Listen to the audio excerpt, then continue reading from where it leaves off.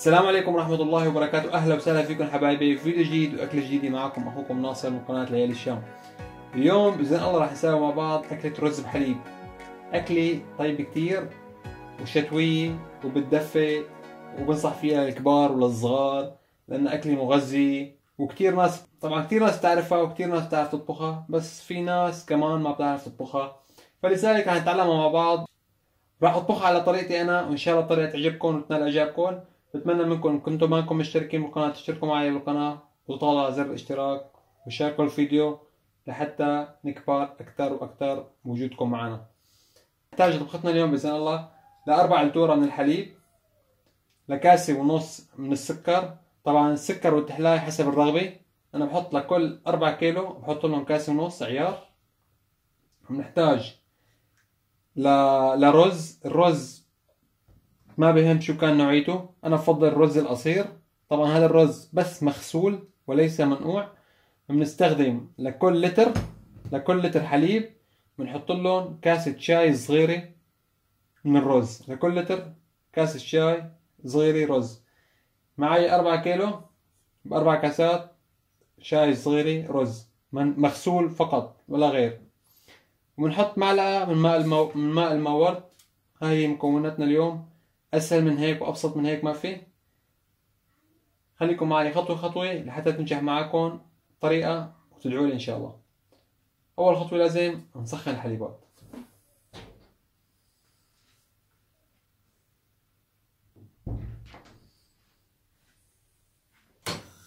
طبعا مثل ما حكينا مع بعض، اول خطوه رح تكون نحط الحليب على النار. بسم الله، اللهم اجرنا من النار. رح نصبر على الحليب لحتى يسخن معنا، ما يغلي، يسخن معنا، ونشوفكم بالخطوه اللي بعدها ان شاء الله.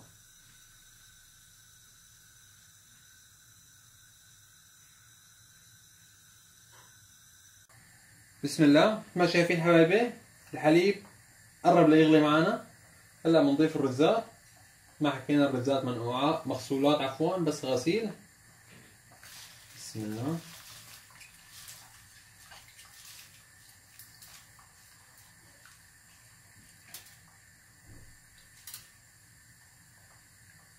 بسم الله. هلا لازم نحرك الحليبات او نحرك الرزات تقريبا من بعد ما يغلي الحليب معانا بياكله ساعة على النار. بنتم نحرك كل دقيقتين، بنحرك شوي لحتى ما يلدع معنا الرز بهالطريقة هاي.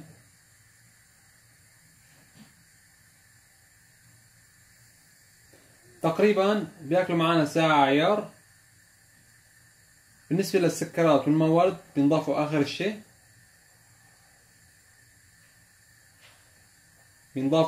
الشيء.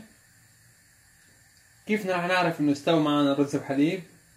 رح يجمد معنا الحليبات، رح يجمدوا، رح يبلش يعطي كثافة. هلا هيك كثافته مريئة شوي، رح يعطي كثافة أسمك، رح يصير أسمك شوي. يعني تقريبا بعد ساعة ببين معنا. طبعا حبايبي مضى عليهم تقريبا 10 دقايق. كل دقيقتين عم بعمل لهم تحريكة بسيطة. أنا لسه بدهم وقت لحتى يجمدوا معنا. خليه على النار نتركه على النار لمدة ساعة. نشوفكم إن شاء الله وقت اللي بيقربوا ليستووا. تموا بتحركوهم كل 3 دقايق، بتحركوهم تعملون تحريكة بسيطة. نشوفكم إن شاء الله الخطوة اللي بعدها.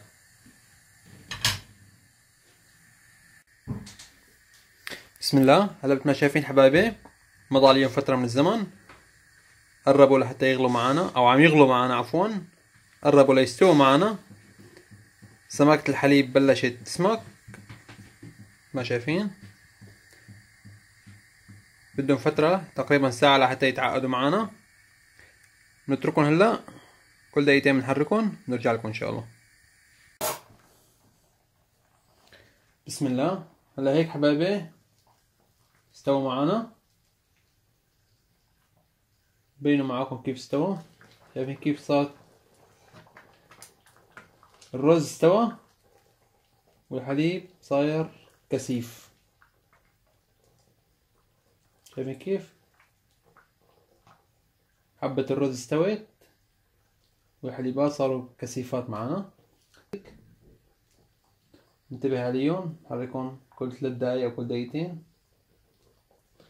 هلا هيك بقى لهم تقريبا ربع ساعة. بنضيف السكرات. بسم الله. كاسة ونص من السكر مثل ما حكينا. بالنسبة للحلو فيكم زيدوا، تحكموا بالحلاوة على كيفكم. بسم الله. كاسة ونص. بنضيف معلقة الماء ورد. اللي بيحب يضيف معلقتين 3 ماء ورد ما في مشكلة نهائيا، يتحملوا. حركهم شوي.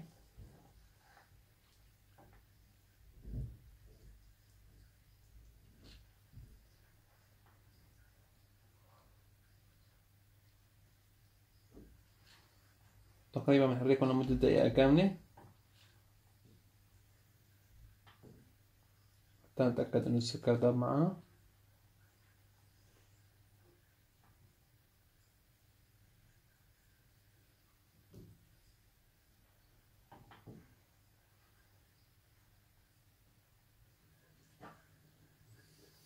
بسم الله.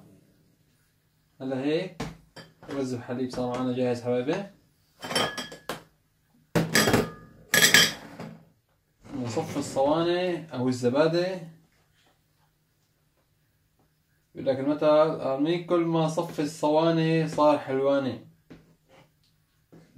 ما مين كل صف الصواني صار حلواني. مع اخوكم ابو كمال كل شي بصير ان شاء الله. بسم الله. طريقة الصب حبايبي بهالطريقة هاي. نعمل له تحريكة بسيطة ونشيل حبة بالمعلقة وبنسكب بالزبادي. نحرك شوي وبنعبي وبنشيل لحتى يتوزع معنا، وبنسكب لحتى يتوزع معنا. بسم الله.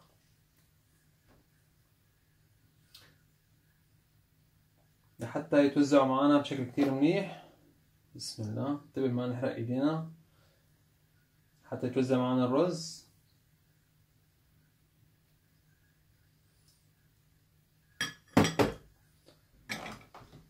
بسم الله.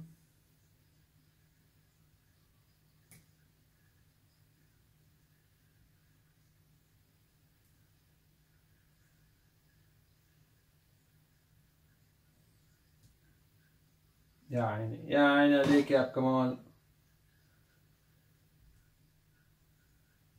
ما راح يقول أكل ملوكية لأنها عن جد أكل ملوكية. يا عيني على الرز بحليب يا عيني. بهالطريقة هاي بنسكر معنا. تعال وين بعد أنت. بسم الله. بهالطريقة هاي نكفي الكمية كلياتها ونشوفكم إن شاء الله. تقريبا هيك طبختنا قربت تخلص. نصبر عليها لحتى يبردوا ونشوفكم مرحلة التقديم. طبعا بنتركه بجو بارد أو يعني براحتكم، ما بتحبوا تكون مطبخ برا على الهواء وين ما بتكون لحتى يبردوا معنا. بعدين بنحطه بالبراد، بنحفظه بالبراد. أكلة تتاكل باردة هاي. بس اللي بردوا فينا نضيف عليهم مكسرات ونزين على كيفنا ونقدمهم للعيلة للضيف. يعني أكل بصير الضيافة كمان للمناسبات. نشوفكم إن شاء الله مرحلة التزيين. بسم الله. وهيك وصلنا حبايبي للخطوة الأخيرة. صبيناهم تركناهم ليبردوا. مرحلة التزيين حسب الرغبة. أنا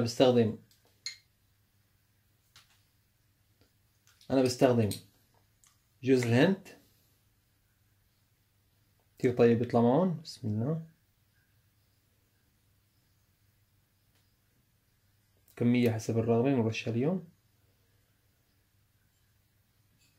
نخلي واحدة بدون جوز الهند. الكاجو متروم.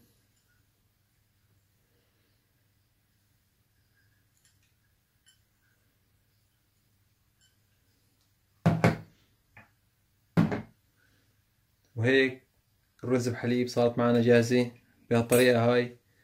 بتمنى تكون الطريقة عجبتكم ونالت إعجابكم. لا تنسوا تدعموا القناة بلايك وإشتراك وكومنت، وانطرونا في فيديو جديد.